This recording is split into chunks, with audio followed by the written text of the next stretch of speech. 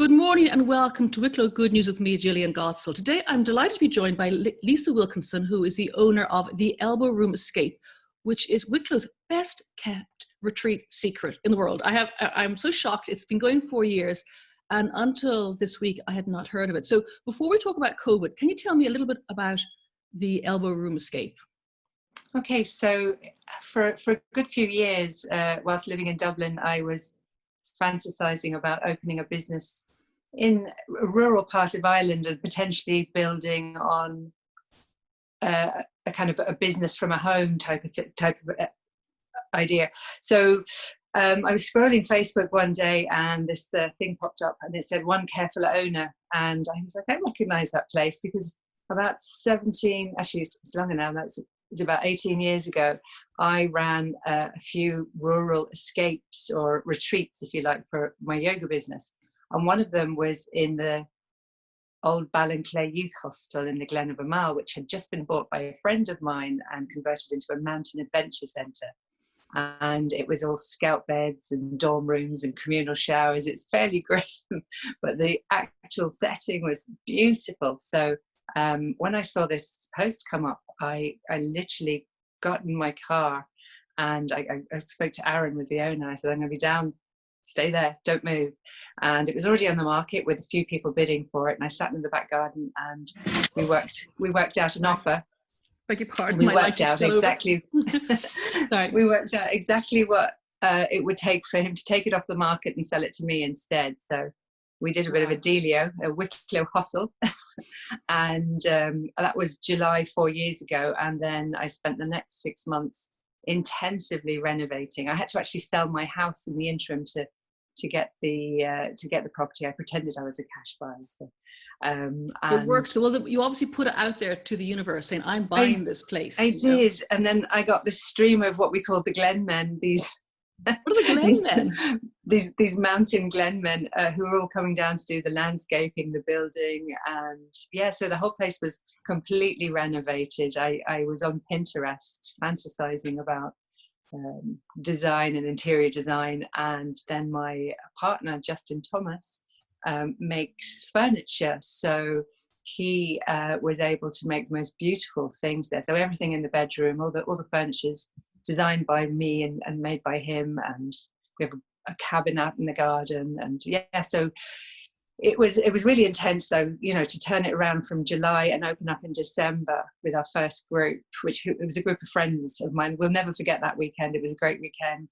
A wood-fired hot tub, and we had a craft gin bar there. So we had amazing. Yeah, so that's how it came about. It was the luck of Facebook, really. Wow. Because actually, funnily enough, many years ago, my husband, I'm divorced now, but we were going to create a manor house, a sort of a country guest house.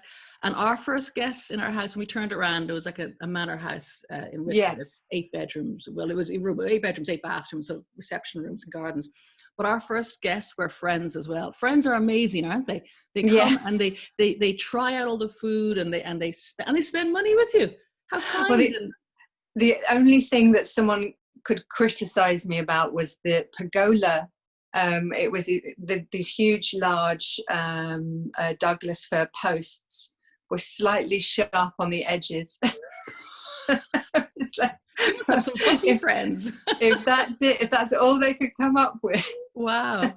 So tell me now, again, before COVID, what is the layer? Running for 4 years, what do you have? So really, it's a multi-purpose venue. It's a mountain lodge. We sleep up to 26 people in there. It's set out across 7 garden cabins, which are in this behind the old kind of traditional cottage. And we mostly have been doing corporate events, weddings, hens, family gatherings, and then in the interim, in the kind of sections where we don't have weekend bookings, we open for people to come and stay individually, so like on a bed and breakfast guest house basis, but now with food. So it's been busy. We run yoga retreats as well. That was the first kind of inkling to the business, but when we've had our first wedding, and then we've had companies like Diageo, Essentia, Ernest Young, Google came down. So we've had a good few high-hitting corporates coming down, and they come over for a stay over, team building, celebrating milestones, or we kind of do those kind of adventure things where we send them off into the forest and they build camps. We had the Kildare ladies GAA team came for a team building event in the forest. Yeah. Wow. So, it was really busy. We had every single weekend booked this year up until the end of September. And then COVID hit. Yeah, then so March the 12th. Yeah, it all stopped. We had one final event that weekend, the weekend of when the schools closed. It was a hen that was booked, and then that was it. It was really a string of cancellations, and it was very hard. It was very hard because it's so hard. It's such hard work to set up like a retreat like that. I mean, I haven't had my own experience myself, but it's that is business that's hard fought for and hard won. Yes, yeah, it was our fourth year, and this was the year where we were going to turn around and start making a profit, because everything else has been very spendy. Early last year, we built a big, huge outdoor kitchen with a barbecue and a pizza oven, a wood-fired pizza oven. Every year we've been investing, and this was the year where we didn't have to build anything else. And then COVID came. COVID came, and unfortunately, we've all these clients that have significant events booked into the place. 98% of them, thankfully, were happy to take credit and rebook, which was a lifesaver for us, really, because we obviously have operational costs and costs for loans and that kind of stuff. So I was just watching my bank balance go down and down and down, and then money that potentially I'd need to give back to people, and I was, oh my god, how am I going to come out of this? You have amazing clients, obviously, who appreciate what you do, and also what amazing people that recognize that it's very hard for you to take a hit. So I mean, they could cancel, demand their money, and go book someplace else. But there's a huge amount of goodwill, which was, someone would send me something really nice one day, and I just, how the emotional roller coaster of COVID was. I just burst into tears when something lovely happened. Yeah. And so it was, it was hard. I was scrambling to get grants from Wicklow County Council. I got one which was brilliant, and I used a specialist in tourism, and he's really been helpful. Yeah. Oh, that's amazing. So tell me now, you're opening up again, right? Now you said you did have some, you did isolation units for essential workers, but you're opening up again. So tell me, what are you offering now? How has it changed post-COVID? One of the benefits that we have is we've got so much space. We've got so much, we're set on an acre. We've got options for people to eat outside and inside in various spaces. And the cabins are all isolated as ensuite rooms, so you're not walking through corridors past other people.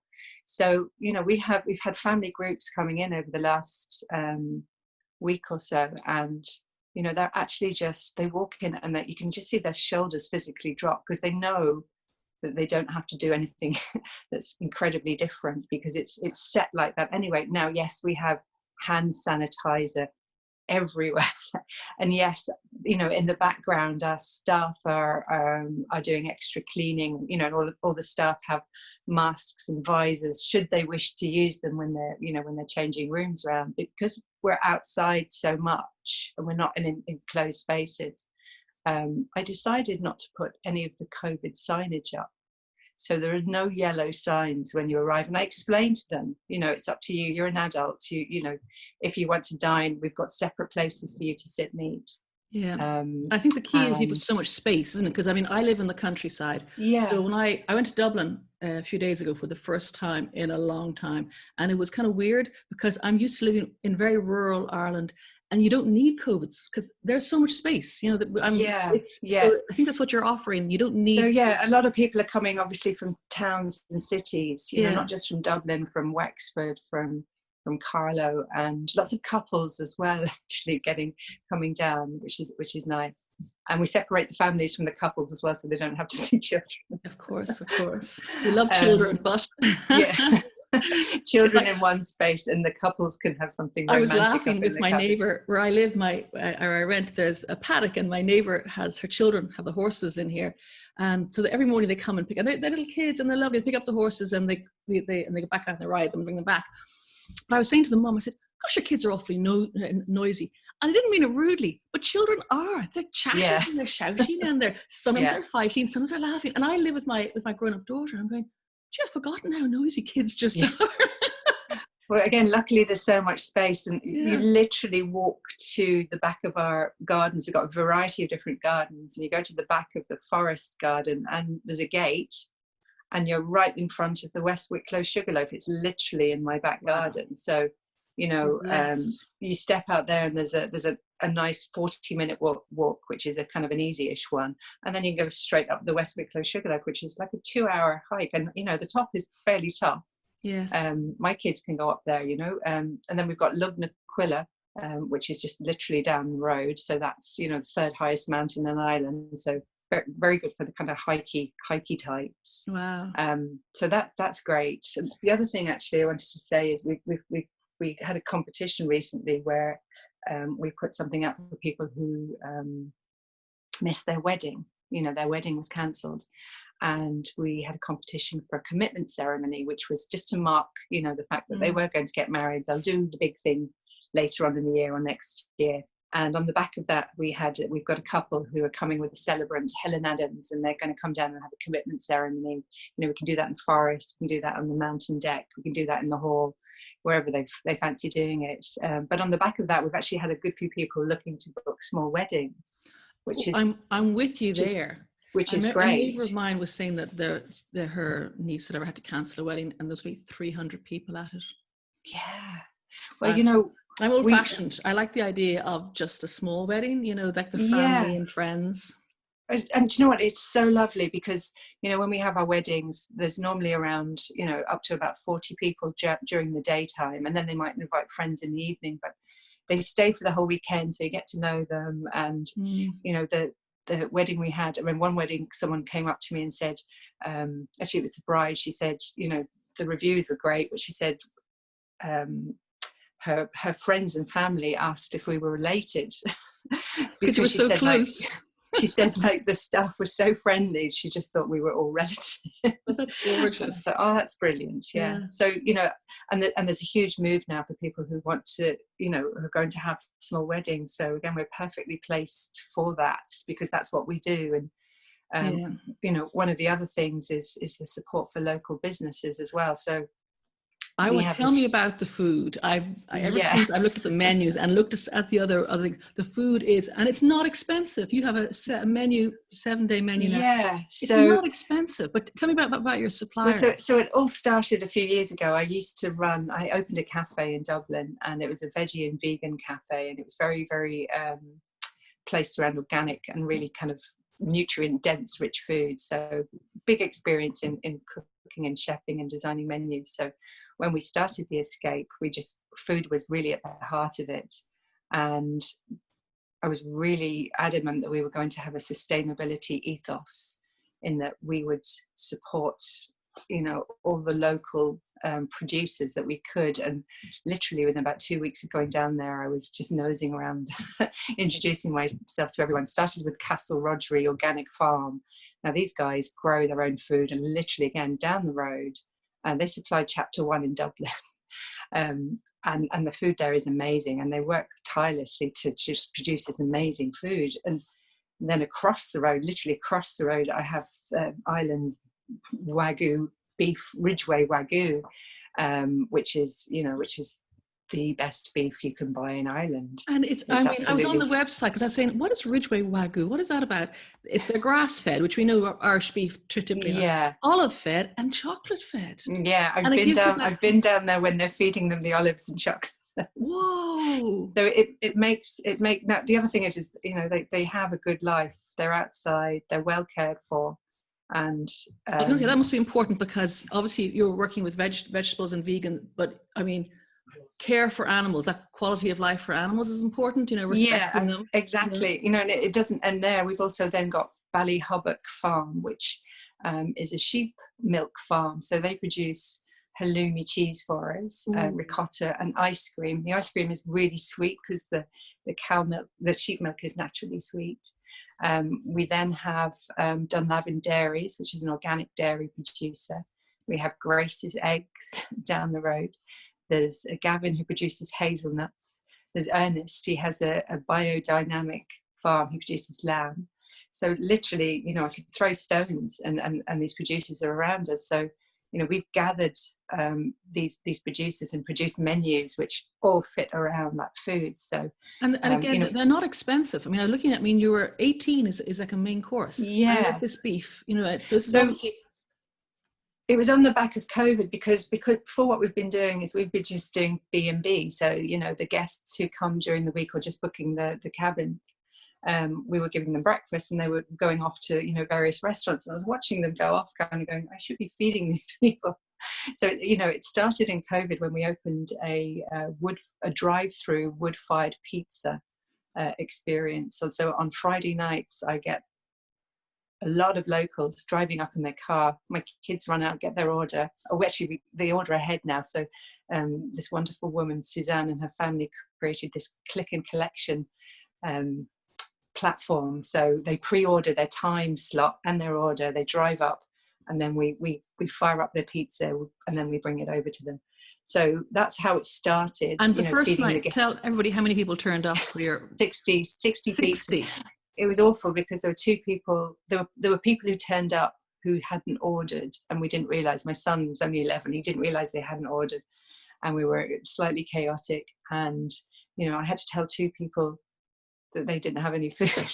One of them was very disappointed, so we gave them ours, and then another one arrived, and then I ended up giving them a Wagyu beef bolognese sauce. Just trying to feed everybody. And then so we got our act together and got the platform so people could order ahead then, and then on the basis of that we developed a dinner menu for our guests who are just staying for a night or staying for the weekend. We've always had, you know, chefing services for people who are staying for events and weddings, so this is a new departure. And so at the moment we're you know, we have Wagyu beef stroganoff, we have Wagyu burgers, we have vegan quinoa burgers, we have falafel, Thai curry. You know, we've got a lovely rounded menu with, again, local desserts as well. So we've got the Ballyhobbock vanilla ice cream with rhubarb, which is in season at the moment. So doing rhubarb crumble and cobbler. So at the moment, it's for our guests. I'm hungry. Yeah. It's official. It's only, we're only doing this at 10:30 in the morning, but I'm very. I know. So at the moment we're serving that for our guests, but I hope in the next couple of weeks when we've got all our systems in place for kind of scaling that up, that we open it out to locals. So if someone wants to come and dine with us, they can do. That's amazing. So a lot of work, obviously you're 4 years, everything closed, but you've had such support from the people that booked with you, from your suppliers and the neighbor, your locals, obviously supporting you hugely. And now the bookings are up. You're I have to mention the staff as well. Oh, I mentioned the staff. I was going to mention the staff. Yeah, the staff are on my list here. The staff have been hugely supported. Again, like, you know, it's everyone in the local area who are working with us, you know. Yeah. So, you know, a lot of them were sitting there waiting to start again. And then a couple of them were kind of ticking on during work, like what kind of our key person there. Anita, she, you know, there was very little work, so she was weeding, doing anything she could to kind of keep the place going. Oh, that's amazing. Yeah, so they've been tremendous, and they're delighted. They're all back in now, and we're all fired up. Do you know, I think I love this story because Marlene and myself, who are doing, you know, she's producing this program, and we're on to like 30 or 40 shows at this stage, and a lot of the early ones have all been about volunteerism, and it's, you know, people being great. But the last few weeks, stories like yours are fantastic because you put all that effort into this beautiful place, Wicklow's best kept secret. And now you're coming out of COVID and with more energy and enthusiasm and success. I mean, like, it's amazing to think that 3 months ago, an establishment like yours was closed. And now Yes. you have all these plans in place. And I mean, as I say, it just sounds fantastic. And actually, I've just hired someone new as well. So, another job opportunity came up. So, Wow. it's great to hire someone now this time, I love these stories. So Lisa, tell me, where can people find you? So yes, physically I'm located on the road between Blessington and Baltinglass. So if you're driving to me, don't go to Wicklow town because you're on the other side of the mountain. All right. which has happened. So you can find me online. If you Google the Elbowroom Escape, you'll find me. But yeah, our website is www.the-elbowroomescape.com. And if you Google it, you're on Facebook, and there's loads of Facebook. I'm all over. I've been in the press like a rash, so there's lots of me online. Yeah, no, brilliant. Well, thank you so much for your time today. It sounds amazing. The food, I'm salivating. I mean, I live in the countryside, so I appreciate that. But I think for somebody who's in a town, and people are going to do staycations, whatever, to go down with your family to the cabin, so you're not in a hotel, but you're also in the countryside. You have your own facilities, and there's food. Oh my goodness! Don't you ever drive anywhere? You just stay there, do a bit of hiking, and kick your. Oh, and then we have to mention, honorable mention for Rosie the Chocolate Lab. Oh yes, so Rosie is one of the features. We had 4 kids this weekend, and they literally just followed her around. She was knackered, but yeah, she's a rescue from Ash Rescue, which is literally just up the road. So I was lucky enough to get her a couple of years ago, and she's a total dote. And on the basis of that, we've opened up one room as a dog-friendly room. So if people want to come down, now I have to insist that the dog is just old and doesn't move around much and doesn't like digging and won't go into my beautiful landscape flower beds. Right. So there are some scenes, but yeah, a well-behaved dog, yes, is allowed. Absolutely. Oh, wow. That's cool. Well, thank you so much for your time. I'm delighted that you're getting through this, because that's a really good story of us, for the country, for the county, for people getting through. And all I can say is have a look at the website and have a look at the Facebook page. The Elbowroom Escape is just out of this world. Thank you very much indeed, Lisa. Thank you. Thank you. And thank you. That's all we have for this show with me, Gillian Gottsell. Thank you to Marlena Murphy producing, and to Gavin Dowd on sound. And until next time, be good, be kind, be safe, and keep on helping others. Thank you.